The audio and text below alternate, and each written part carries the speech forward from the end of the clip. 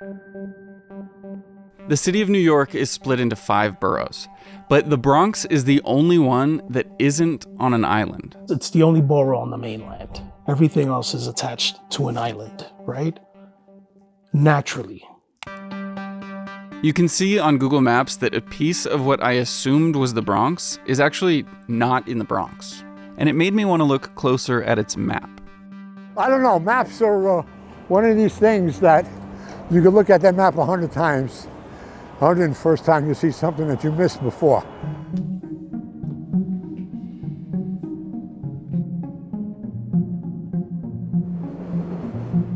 I went to the Bronx to meet up with a couple people who could help me understand its map, starting with the Bronx borough historian, Angel Hernandez.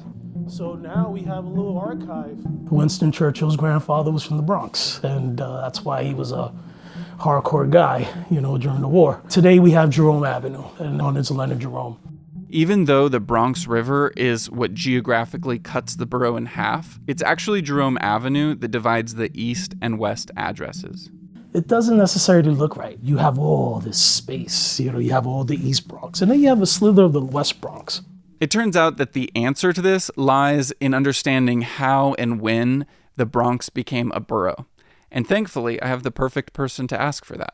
My name is Michael Michonne. I'm the former Manhattan Borough historian, and I'm a native New Yorker. What the hell? Mike set up a fun event this month where we had a discussion about old maps and why we love New York City on the observation deck of One World Trade. And I got to meet some of you guys, which was sick.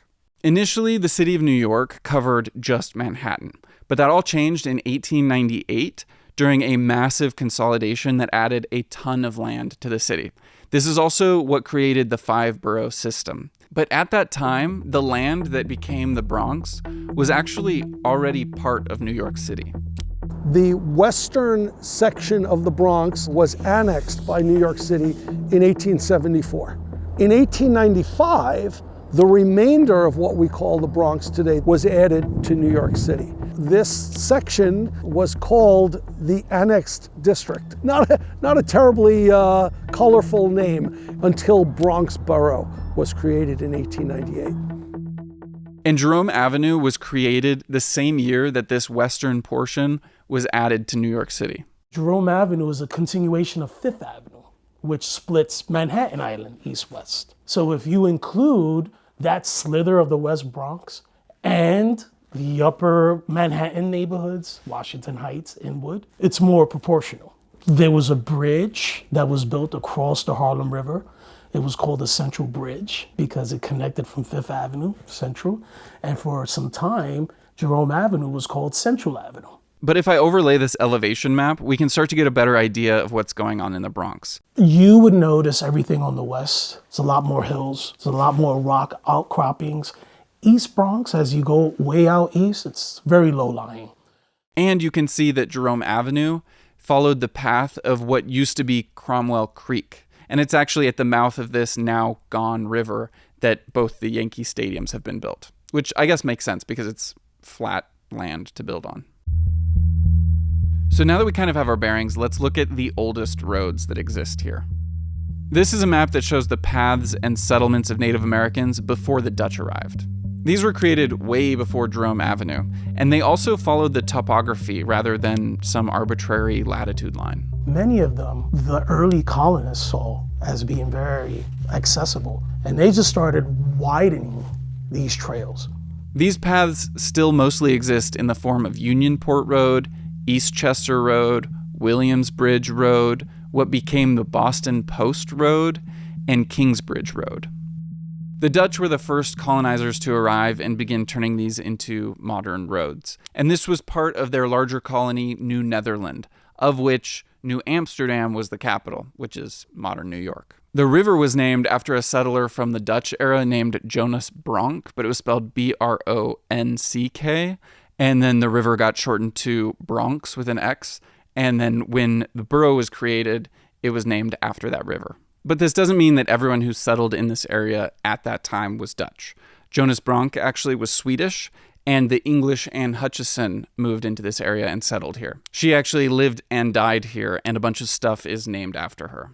But the main settlement from the Dutch in this area was Oostdorp, which today is Westchester Square. You're looking at one of the oldest settlements in what we now call the Bronx. Oostdorp. It means East Town because it was east of New Amsterdam.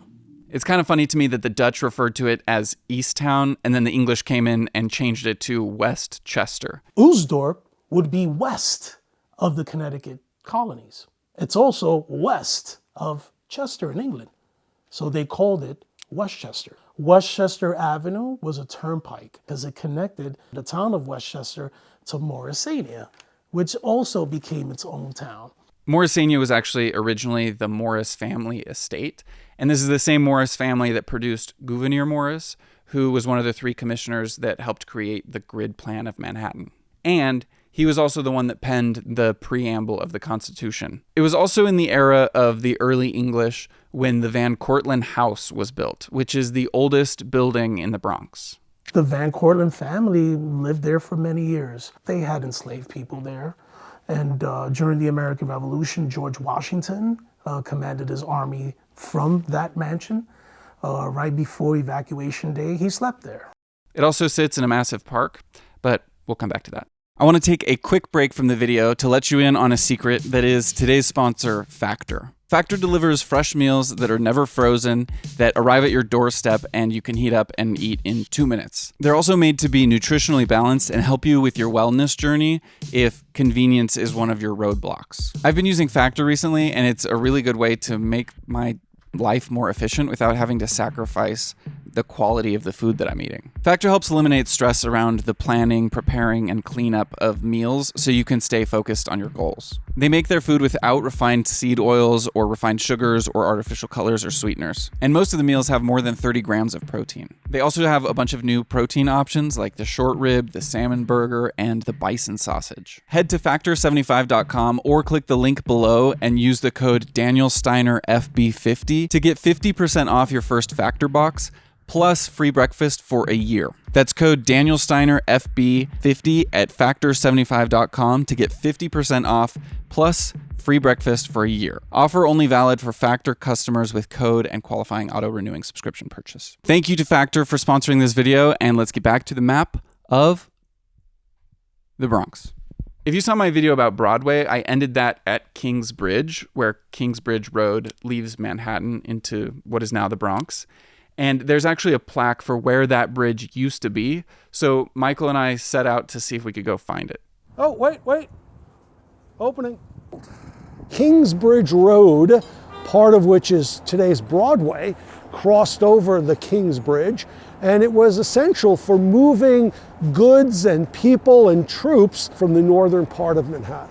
Kingsbridge is now the name of a road and a neighborhood, even though the actual Kingsbridge is gone.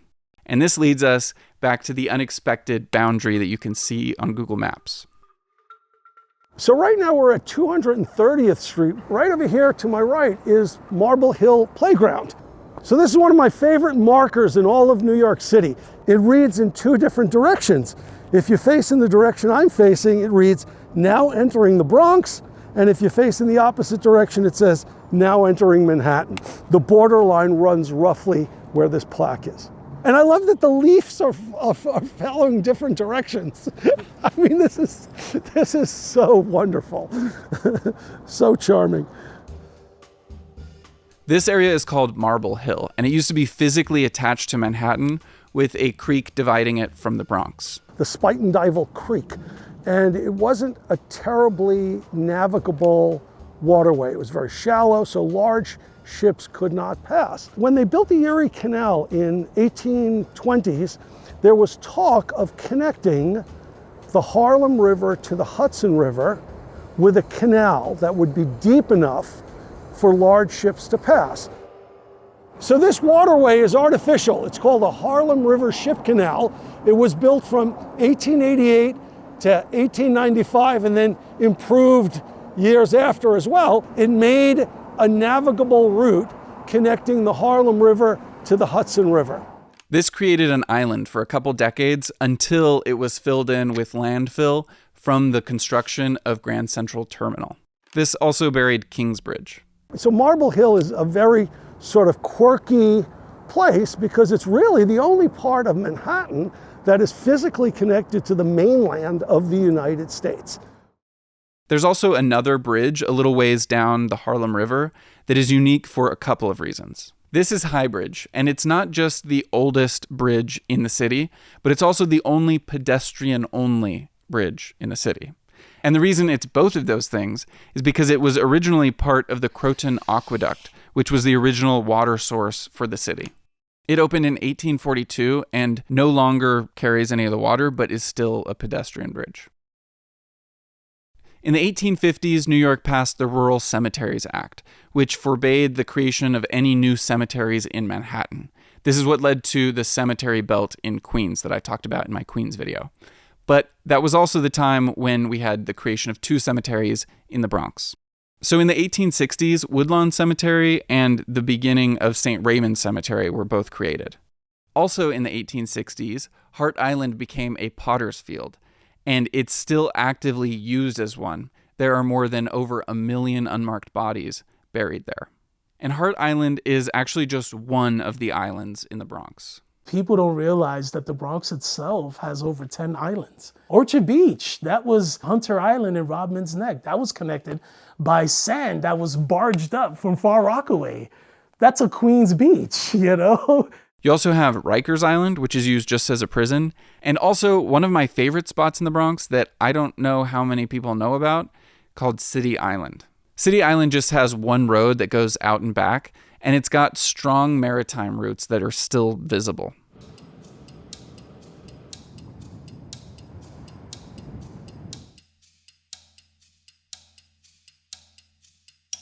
The thing that sets the map of the Bronx apart from the other boroughs is its parks. They take up nearly a quarter of the borough's landmass and were created before the other boroughs were even part of the city. 6 different parks were all created in 1888. Pelham Bay Park, Van Cortlandt Park, St. Mary's Park, Crotona Park, Claremont Park, and Bronx Park.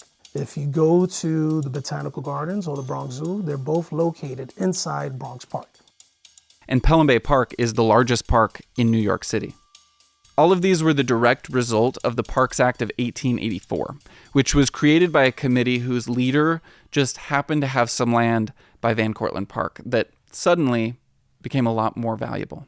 I think of it as it controlled the layout. Not only were there 6 original parks, there was a new thing called parkways that served as a continuation of that park from one park to another. And these roadways are to be lined with trees, well-maintained, manicured, just like the parks they're connected to, right? And that's where we get the Bronx and Pelham Parkway, Marshalloo Parkway, Crotona Parkway. And then there's the era of Robert Moses, who deeply shaped the physical and social layout of New York City through the 20th century. Within the Bronx alone, Moses is responsible for the Alexander Hamilton Bridge, the Triborough Bridge, the Whitestone Bridge, Throgs Neck Bridge, Cross Bronx Expressway, Bruckner Expressway, Deegan Expressway, Sheridan Expressway, and Throgs Neck Expressway.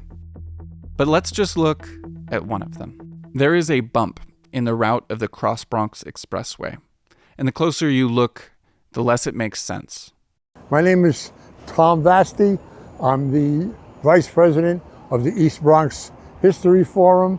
And what's on your sweater there? All right, that says the Bronx. All right. Got a rat. Yeah, okay. Tom and his wife have an extensive collection of maps about the Bronx, and they've been living here as long as anybody. I live in a house that my parents bought. I moved in there in 1957, and I just never left. So he watched the consequences of Robert Moses in real time. He done a number on the borough with his Cross Bronx Expressway. This map shows it under construction, and you can see it cuts directly through this neighborhood. This is East Tremont. In the 1920s, this neighborhood became an incredible place for people who were moving from rural European farm towns to acclimate to city living. By the 1940s, it was home to Jews, Germans, Slavs, blacks, and Puerto Ricans. There was a train nearby, so commuting to the city was doable. There was a park close for the families and the kids. This neighborhood played an essential role as a stepping stone for many of these immigrant families who were leaving the slums of the Lower East Side. And it was by all measures a safe, loved neighborhood. And this is what makes that bump in the expressway confusing. There's a pretty clear alternative. In Robert Caro's book, The Power Broker, he dedicates 2 chapters to this single mile of road. Caro says that if the road had been rerouted along the edge of Crotona Park, 1,530 apartments would be saved at no cost to anyone. The road would not be made any longer. Its curves would not be made sharper. Its efficiency as a traffic moving device would not be harmed in the least.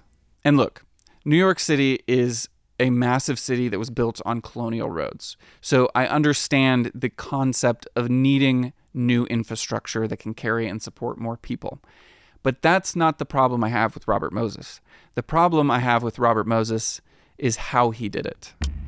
He instead put eviction notices on everybody's doors before even having legal authority to do anything there. The eviction notice was for 90 days. The city had not even acquired title to the property yet, and there were months of procedures necessary before it could do so. The use of the 90-day figure was a scare tactic, quote, to shake them up a little and get them moving, a Moses aide explains. He lied to people. He told them he was going to get him a place to live, and he never did. He gave him a phone number to call, and the phone used to ring off the hook because there was nobody there to answer it, because he knew he could get away with it. And then he went on to create the blight that he claimed he was cleaning up. Even though this was a functioning, loved neighborhood, he stopped providing civil services.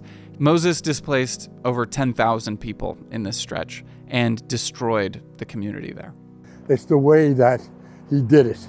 See, Moses used to threaten the politicians. 44 years, only J. Edgar Hoover had power longer than Robert Moses. And this was not an elected official. He was just an appointee.